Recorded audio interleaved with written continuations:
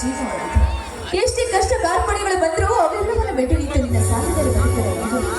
ಯಾವುದೇ ಸುಖ ಶಾಂತಿ ಕೊಟ್ಟಿರುವುದಕ್ಕೆ ನಾನು ಕಾಪಾಡುತ್ತೇನೆ. ಅಷ್ಟೇ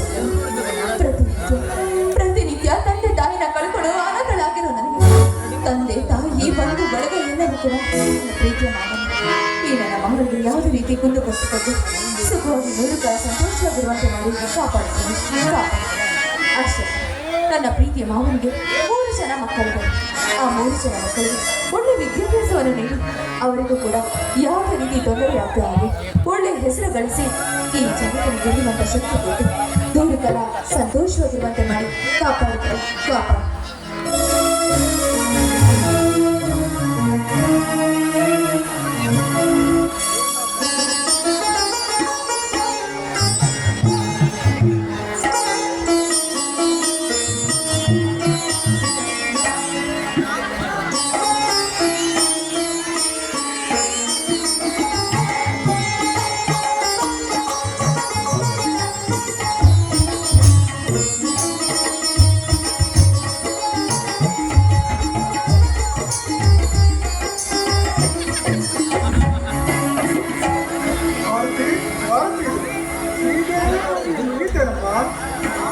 ಮುಗಿಯಿತು ಮಾವ, ಈಗ ತಾನೇ ದೇವರ ಪೂಜೆಯನ್ನು ಉಳಿಸಿ ಬಂದೆ. ಮೊದಲಿಗೆ ಈ ಪ್ರಸಾದ ಸ್ವೀಕರಿಸಿ ನನಗೆ ಆಶೀರ್ವಾದ ಮಾಡಿ.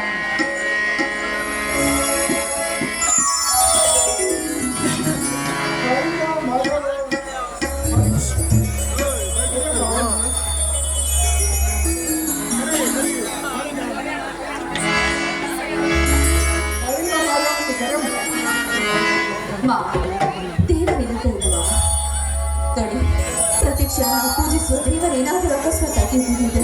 ನನಗೆ ಖಂಡಿತವಾಗ್ಲೂ ಇಂಥ ಪರಿಸ್ಥಿತಿ ಬರ್ತೀನಿ. ಇಷ್ಟು ಓದಿದ ನಂತರವೂ ಕೂಡ ನನಗೆ ಹುದ್ದೆ ಸಿಗ್ತಾ ಇರಲಿಲ್ಲ ಮಾವ.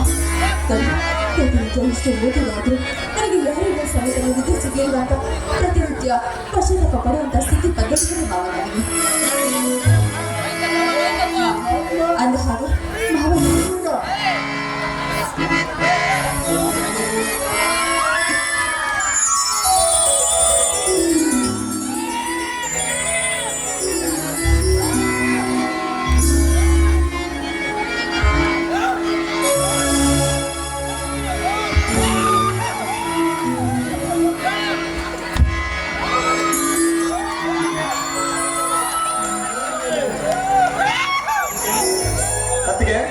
ನಮಗೆ ಪ್ರಸಾದ ಇಲ್ಲವೇ? ಖಂಡಿತವಾಗ್ಲೂ ಒಂದು ನಿಮಿಷ.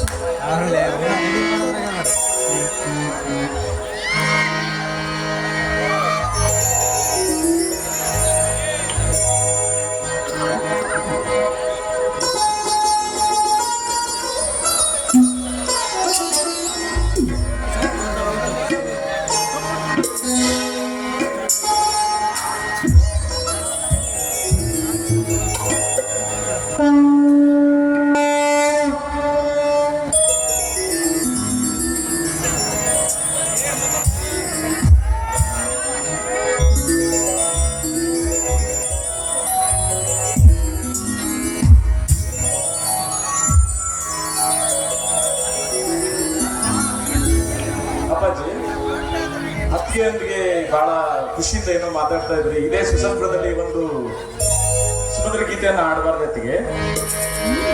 ಅದಕ್ಕೆ ನಿಮ್ಮ ಸಂತೋಷದ ಮುಂದೆ ಬೇರೆ ಇನ್ನೇನಿದೆ. ನಾವೆಲ್ಲರೂ ಸಂತೋಷವಾಗಿ ಹಾಡಿಕೊಂಡು ರೂಪಿಸ್ಬೇಕನ್ನೋದೇ ನನ್ನ ಆಸೆ ಕೂಡ. ನಿಮ್ಮ ಆಸೆ ಅಂತ ಆಗಲಿಲ್ಲ.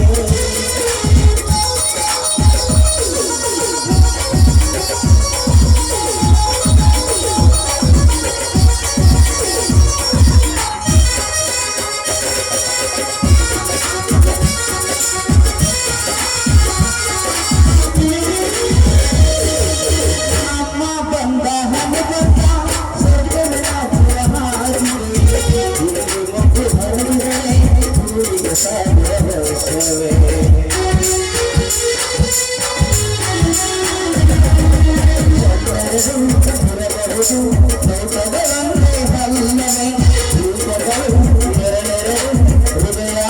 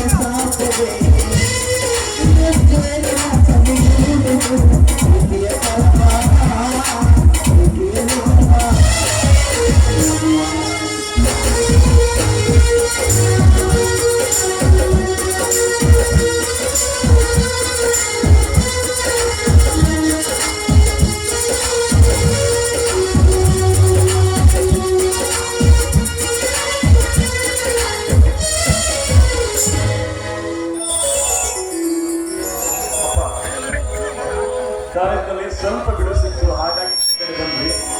ನಿಮಗೆ ತಮ್ಮ ನಾನು ಒಂದು ಲೆಟರ್ ಹಾಕಿದ್ವಿ, ಒಂದು ವಾರ ಆಯ್ತು ಲೆಟರ್ ಹಾಕಿ. ನಮಗೆ ಗೊತ್ತಿಲ್ಲ. ಆ ಲೆಟರ್ ಹೋದ್ಮೇಲೆ ನೀವು ಏನಂತ ಯಾವುದಕ್ಕೂ ವಿಷಯ ತಿಳಿಸಿ. ನಾವು ಶಿವಲಿಂಗ ಬರ್ತೀವಿ. ಆಶೀರ್ವಾದ ಮಾಡಿ.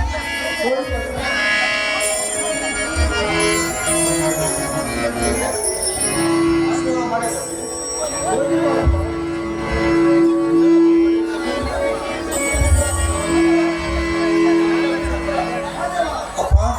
ನಮ್ದು ಸ್ವಲ್ಪ ಹೊಲದ ಕಡೆ ಕೆಲಸ ಇದೆ, ಹೋಗಿ ಬರುತ್ತೇನಪ್ಪ.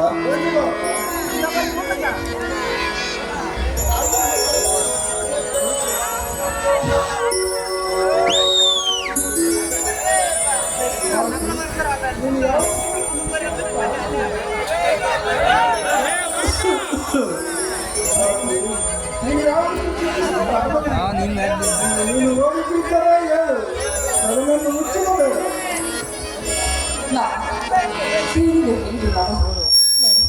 ತಂದೆ ತಾಯಿ ಮಕ್ಕಳು ನನಗೆ ಎಲ್ಲರೂ ಕೂಡ ನೀವೇ ಆಗಿರ್ಬೇಕಾದ್ರೆ ಈ ಸಂತೋಷದಲ್ಲಿ ನಿಮ್ಮ ಮಾತನ್ನು ಬಿಟ್ಟರೆ ಬೇರೆ ಏನಾಗಿದ್ದಾರೆ ನೋಡಿ.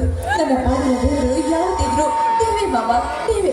ಆ ದೇವರನ್ನು ಎಷ್ಟು ನಂಬಿದ್ರು ಕೂಡ ನನಗೆ ಒಂದು ಹುದ್ದಿನ ಕೂಡ ಸಿಗ್ಲಿಲ್ಲ ಅಂತ ವೇಳೆ ಈ ದೇವರು ಕೂಡ ನನಗೆ ಮೋಸ ಮಾಡಿಬಿಟ್ಟ ಅಂದಾಗ ನನ್ನ ಪಾಲಿನ ದೇವರಾಗಿರೋರು ದೇವೇ ಮಾವ ದೇವೇ.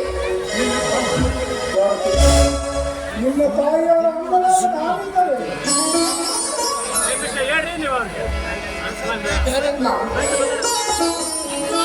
ಪ್ರತಿ ಕ್ಷಣವು ಬೇಕಾದ್ರೆ ಯಾವುದೇ ರೀತಿ ನಾನು ದುಃಖ ಪಡುವುದಿಲ್ಲ.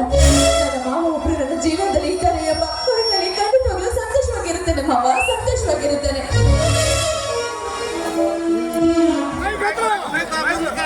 ಭಾರತಿ, ನೀನು ಎಂತ ಸಣ್ಣ ಗುಣದವಳಮ್ಮ. ನಿಜವಾಗಿ ನೀನು ಸರಸ್ವತಿಯ ಮಗಳು. ನನ್ನ ತಂಗಿ ಹೊಟ್ಟೆಯಲ್ಲಿ ಹುಟ್ಟಿ ಬಂದ ನೀನು ಬರೇ ಭಾರತಿ ಅಲ್ಲಮ್ಮ, ದಿವ್ಯ ಭಾರತಿ.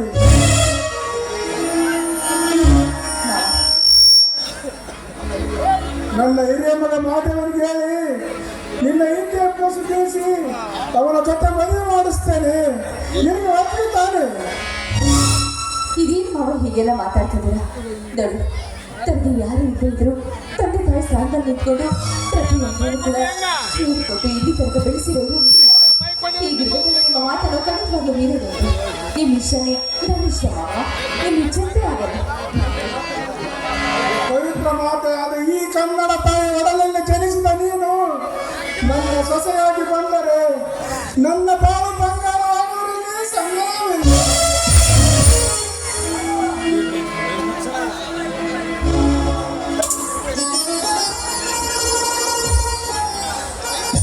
ಅಪ್ಪ ಅಪ್ಪ, ಏನು ಸೊಸೆಯೊಂದಿಗೆ ಬಹಳ ಜೋರಾಗಿ ಮಾತಾಡುತ್ತಿದೆಯಲ್ಲ? ಏನಾದರೂ ಹೇಳಿಕೊಡ್ತಿದ್ದಾಳೆ? ಹೇಳಿದ್ದೀಯಪ್ಪ ನೀನು. ಯಾವಾಗ ಹುಡುಗಾಟ ತಂದಿದ್ದೀಯಲ್ಲ, ಅದು ಇರಲಿ. ಒಳಗಡೆ ಕಾಸು ಮುಗಿಯುತ್ತೇನಪ್ಪ. ಶೇಂಗಾ ಬಿತ್ತು ನಿಂತು ಹೋಯ್ತಪ್ಪ. ನನ್ನ ತಮ್ಮಂದಿರ ಪತ್ರ ಬಂದಿದೆ ಎಂದು ಪೋಸ್ಟ್ ಬಾಲ್ ಹೇಳಿದ. ಅದಕ್ಕಾಗಿ ಆ ಪತ್ರವನ್ನು ತೆಗೆದುಕೊಂಡು ನನ್ನ ತಮ್ಮಂದಿರ ಪತ್ರ ಬಂದಿದೆ ಎಂದು ಪೋಸ್ಟ್ ಬಾಲ್ ಹೇಳಿದ. ಅದಕ್ಕಾಗಿ ಅದನ್ನು ನಿಲ್ಲಿಸಿ ಪತ್ರವನ್ನು ತೆಗೆದುಕೊಂಡು ಬಂದಿದ್ದೇನೆ. ತೆಗೆದುಕೊಳ್ಳಪ್ಪ, ಹೆಚ್ಚು ಹೋದಪ್ಪ. ಅದರಲ್ಲಿ ವಿಷಯ ಏನಿದೆ ಕೇಳುತ್ತೇನೆ. ಅಷ್ಟುದ್ದ ಶಾಲೆ ಕಲಿತವರ ಪತ್ರ ನನ್ನಿಂದ ಓದುವುದು ಆಗೋದಿಲ್ಲ. ನೀನೇ ಓದಿಬಿಡುವುದು. ತಮ್ಮಂದಿರಂದರೆ ಎಷ್ಟೊಂದು ಪ್ರೀತಿಯ ನಿನಗೆ ಲಕ್ಷ ಕೊಟ್ಟು ಕೇಳಲು ಓದುತ್ತೇನೆ. ಪೂಜ್ಯ ಧನ್ಯವರಿಗೆ ನಿಮ್ಮ ಮೂರನೆಯ ಮಗನಾದ ಶಿವಲಿಂಗ ಮಾಡುವ ಶಿರಸ್ತಾಂಗ ನಮಸ್ಕಾರಗಳು. ನಮಗೆ ಬೆಂಗಳೂರಿನಿಂದ ತಿಳಿಸುವುದೇನೆಂದರೆ, ಅಣ್ಣನಾದ ಕಾಳಿಂಗನ ಯಾವುದೇ ಇಂಟರ್ವ್ಯೂಗೆ ಹೋಗುತ್ತೇನೆಂದು ನನಗೆ ಹೇಳಿ ಇಂದಿಗೆ ಒಂದು ವಾರವಾಯಿತು. ಇಂದು ನಾಳೆ ಇಷ್ಟರಲ್ಲಿ ಮರಳಿ ಬರ್ತಾನೆ. ಅಲ್ಲದೆ ಅಣ್ಣನವರಿಗೆ ತಿಳಿಸಿ 4,000 ರೂಪಾಯಿಯನ್ನು ತೆಗೆಸಿಕೊಳ್ಳಿ ಎಂದು ಹೇಳಿ ಹೋಗಿದ್ದಾನೆ. ಅದಕ್ಕಾಗಿ ನೀವು ಈ ಪತ್ರ ಮುಟ್ಟಿದ ಕೂಡಲೇ ಎಲ್ಲವೂ ಮಾಡಬೇಕು. ಈಗ ನಮ್ಮಿಬ್ಬರ ವಿದ್ಯೆಯು ಚೆನ್ನಾಗಿ ನಡೆದಿದೆ. ಅಲ್ಲಿರುವ ಅಣ್ಣ ಹಾಗೂ ಭಾರತೀಯರ ಆರಾಮದ ಬಗ್ಗೆ ತಿಳಿಸಬೇಕು. ಇಂತಿ ನನ್ನ ನಮಸ್ಕಾರಗಳು. ಇಂತಿ ನಿಮ್ಮ ಶಿವಲಿಂಗ. ತಮ್ಮಂದಿರ ಇದ್ದ ಸಾಧನೆಯನ್ನು ಇವರ ವಿಷಯವನ್ನು ಕೇಳಿ ನನಗೆ ಹೇಳುತ್ತಿರೋದಷ್ಟು ಆನಂದವಾಗುತ್ತಿದೆ. ಬೇಗನೆ ಹೋಗಿ ಸಾಹುಕಾರ ಸಿದ್ದಪ್ಪರ ಹತ್ತಿರ ಹಣ ತೆಗೆದುಕೊಂಡು ಬರಲಿ. ಅಷ್ಟೊಂದು ಹಣ ಹೇಗಾದರೂ ಮಾಡಿ ನಾನು ಹಣ ತೆಗೆದುಕೊಂಡು ಬರ್ತೀನಪ್ಪ. ನನ್ನ ತಮ್ಮಂದಿರ ಬಾಳಲು ಉತ್ತರವಾದರೆ ಸಾಕು. ಈ ವರ್ಷದ ಶೇಂಗದ ಬೆಳೆ ಬಂದ ತಕ್ಷಣ ಸಾಹುಕಾರಿಗೆ ಮಾರಿ ಮುಟ್ಟುವುದಾಗಿ ತಿಳಿಸಿ ಬೇಗನೆ ಬಂದು ಬಿಡುತ್ತೇನೆ. ಮಾದೇವ, ಮನೆಯಲ್ಲಿ ಸ್ವಲ್ಪ ಹಣವಿದೆ, ಬರೀ 2,000 ತಂದುಬಿಡು. ಹಾಗೆ ಬೇಡಪ್ಪ, ಅಂತ ಸಮಯ ಬಂದರೆ ಅವುಗಳನ್ನು ಕಳಿಸಿಕೊಟ್ಟರಾಯ್ತು. 4,000 ತೆಗೆದುಕೊಂಡು ಬರ್ತೀನಪ್ಪ. ನೋಡಿ, ನೀವು ಬರುವುದು ಸ್ವಲ್ಪ ತಡವಾಗ್ಬೋದು. ದಯವಿಟ್ಟು ಸ್ವಲ್ಪನಾದ್ರೂ ಊಟ ಮಾಡ್ಕೊಂಡು ಹೋಗಿ ಮಾವ. ಬೇಡ ಭಾರತಿ, ನನ್ನ ತಮ್ಮಂದಿರ ವಿಷಯವನ್ನು ಕೇಳಿ ನನಗೆ ಹೇಳುತ್ತಿರೋದಷ್ಟು ಆನಂದವಾಗುತ್ತಿದೆ. ನೀನು ಅಪ್ಪನ ಜೊತೆ ಹೋಗಿ ಊಟ ಮುಗಿಸಿ ನಾನು ಹೊರಡುತ್ತೇನೆ. ಹಾಗೆ ಆಗ್ಲಿ ಮಾವ. ಕೇಳಿದೆಯಾ ಭಾರತಿ, ನಿನ್ನ ಮಾವನ ಮಾತುಗಳನ್ನು? ಇದೇ ತಮ್ಮಂದಿರ ಸಲುವಾಗಿ ಒಟ್ಟಿಗೆ ಹೇಳಿ ಅನ್ನ ಇಲ್ಲವದೆ ತಿರುಗುತ್ತಿದ್ದಾನೆ. ದುಡಿದು ನನ್ನ ಮಗನ ಜೀವನ ಸಣ್ಣಾಗಿ ಹೋಯಿತು. ಅವನ ತಮ್ಮಂದಿರಿಗೆ ಯಾವುದಾದರೂ ನೌಕರಿಯನ್ನು ಸಿಕ್ಕರೆ ಅವನ ಜೀವನ ನಿಶ್ಚಿಂತವಾಗಿರುತ್ತದೆ. ನಾನಾದರೂ ಏನು ಮಾಡಲಿ? ಅವರವರ ದೈವ ಇದ್ದಂತೆ ಆಗಲಿ. ಹೌದು ಮಾವ, ನೀವು ಹೇಳಿ ಮಾತು ದೂರಕ್ಕೆ ನೋಡಿ ಸತ್ಯ. ಸರಿ ಬನ್ನಿ ಮಾವ, ಸ್ವಲ್ಪನಾದ್ರೂ ಕೊಂಚಿತ ಊಟ ಮಾಡಿಲ್ಲ.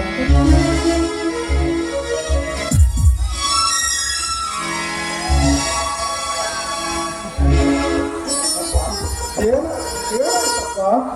ಸಿದ್ದಪ್ಪ ಸಾಹುಕಾರರು ಅವರ ಮಗ ರಮೇಶಪ್ಪ ಅವರು ಹೇಳಿದರು. ಮತ್ತೆ ಅವರಿಗೆ ಹಣ ಕಳಿಸೋ ವಿಚಾರ ಹೇಗಪ್ಪ? ಹೊಟ್ಟೆಯಲ್ಲಿ ಹುಟ್ಟಿ ಬಂದ ನೀನು ಒಬ್ಬ ದೊಡ್ಡ ಒಕ್ಕಲಿಗನೆಂದು ಇಂದು ಬಸವನ ಜಯಂತಿ ದಿನ ನೀನು ನನ್ನ ಕೈಗಳಿಗಿಂತ ಒಂದು ತೊಲೆ ತೂಕದ ಬಂಗಾರದ ಉಂಗುರ ಅದನ್ನೇ ಮಾಡಿ ಹಣ ತಂದಿದ್ದೇನಪ್ಪ. ಅಂತ ಅನಾಹುತ ಮಾಡಿಬಿಟ್ಟಲ್ಲ ನೀರ್ಕ. ಪ್ರೀತಿನಿಂದ ತಂದ ಇಂಥ ಉಂಗುರವನ್ನು ಕಳೆದುಕೊಂಡು ಬಿಟ್ಟಿಯಲ್ಲೋ ಮಗ. ಹೊಡಿಯಪ್ಪ ಹೊಡಿ. ತಂದೆ ಮಗನು ಎಷ್ಟು ಆಕ್ರೋಶದಿಂದ ಬಡಿದರು ಅದನ್ನು ಬೆಳಗಿಟ್ಟು ಬಾಳೆ ಬೆಳೆಸುತ್ತಿಲ್ಲ. ನೀನು ನನ್ನ ಮಗನಲ್ಲ ಒಂದು ಯಾವತ್ತು ನಿನ್ನ ಆತ್ಮ ನುಡಿದಿದ್ದರೆ ನೀ ಇಟ್ಟ ಪ್ರೀತಿಯ ಉಂಗರ ಎಂದು ತಿಳಿದುಕೊಳ್ಳು. ಅವರ ಓದು ಮುಂದುವರೆದರೆ ಸಾಕಪ್ಪ. ತೆಗೆದುಕೊಳ್ಳಪ್ಪ ಈ ಹಣವನ್ನು. ಮಾದೇವ, ಏನೆಂದು ಉತ್ತರಿಸಲ ನಿನ್ನ ಮಾತುಗಳನ್ನು? ಹೋಗು, ಈ ಹಣವನ್ನು ಹೋಗು ನೀನೇ ಕಳಿಸಿ ಬಂದು ಬಿಡು. ಭಾರತಿ, ಪ್ರಸಾದ ಕೊಡಮ್ಮ ಅವನಿಗಿಷ್ಟು.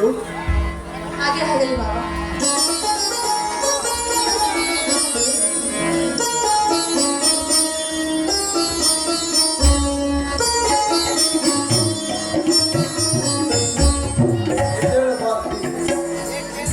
ಈ ತಾಯಿಯ ಕೃಪೆ ಸದಾ ನಿನ್ನ ಮೇಲೆ.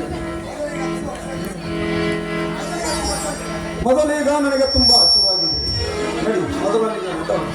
ಹಾಗೆ ಆಗಲಿ ಮಾವ. ಬನ್ನಿ, ಮೊದಲು ಹೊಟ್ಟೆ ತುಂಬ ಊಟ ಮಾಡಿರುತ್ತೆ. ನಡಿ ಮಾವ, ನೀವು ಬನ್ನಿ ಮಾವ. ನೀವು ನಡೀರಮ್ಮ, ನಾನು ಆಮೇಲೆ ಬರುತ್ತೇನೆ.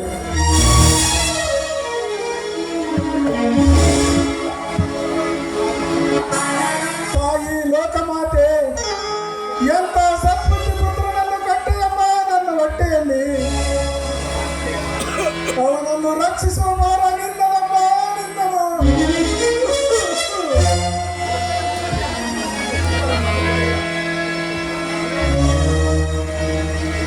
ಅವನನ್ನು ಮಲತಾಯ ಮಗನೆಂದು ಯಾರ ತೂಗೆ ಮುಟ್ಟಿಸದೆ ತಟ್ಟಿ ನಿಲ್ಲಿಸು ತಾಯಿ, ತಟ್ಟಿ ನಿಲ್ಲಿಸು. ತಾಯಿಗಳು ಬೇರೆ ಬೇರೆ ಆದರೂ ಒಂದೇ ತಾಯಿ ಮಕ್ಕಳಂತೆ ಸದಾ ನನ್ನ 3 ಮಕ್ಕಳ ಮೇಲೆ ನಿನ್ನ ವರದಾಸ್ತಿ ಇರಲಿ ತಾಯಿ, ಇರಲಿ.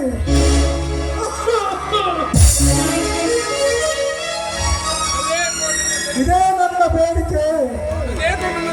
ಅದೇಪ್ಪ ತಲೆ ತಿರುಗುತ್ತದೆ. ಮಾದೇವ, ಭಾರತಿ, ಮಾದೇವ. ಹೀಗೆ ಮಾತಾಡ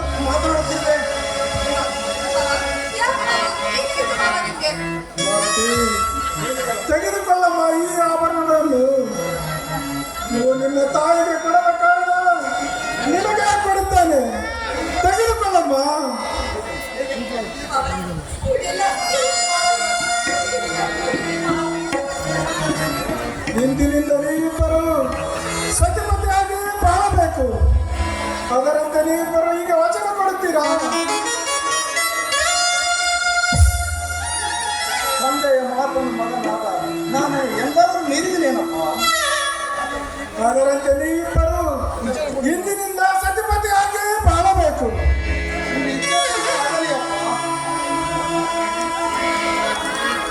ಆದರೆ ಇನ್ನೊಂದು ಮಾತು, ವಿದ್ಯೆಯಿಂದ ಪರಿಣತರಾದ ತಮ್ಮಂದಿರಿಗೆ ಬೇಕಾದಷ್ಟು ಹಣ ಖರ್ಚು ಮಾಡಬೇಕು. ಅವರು ಕೇಳಿದಾಗ ಹಣ ಕೊಡಬೇಕು. ಈ ಮಾತಿಗೆ ತಪ್ಪದೆ ನಡೀತೇನೆಂದು ನನಗೆ ವಚನ ಕೊಡುತ್ತೀರಾ?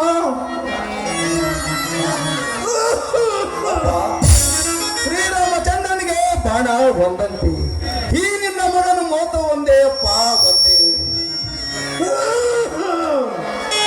ನನ್ನ ತಮ್ಮಂದಿರ ಸಲುವಾಗಿ ನನ್ನ ಜೀವನವನ್ನೇ ಮೀಸಲಾಗಟ್ಟಿ, ನನ್ನ ತಮ್ಮಂದಿರ ಸಲುವಾಗಿ ನನ್ನ ಜೀವನವನ್ನೇ ಮೀಸಲಾಗಟ್ಟಿ ಅವರಿಬ್ಬರನ್ನು ಓದಿಸುತ್ತೇನಪ್ಪ.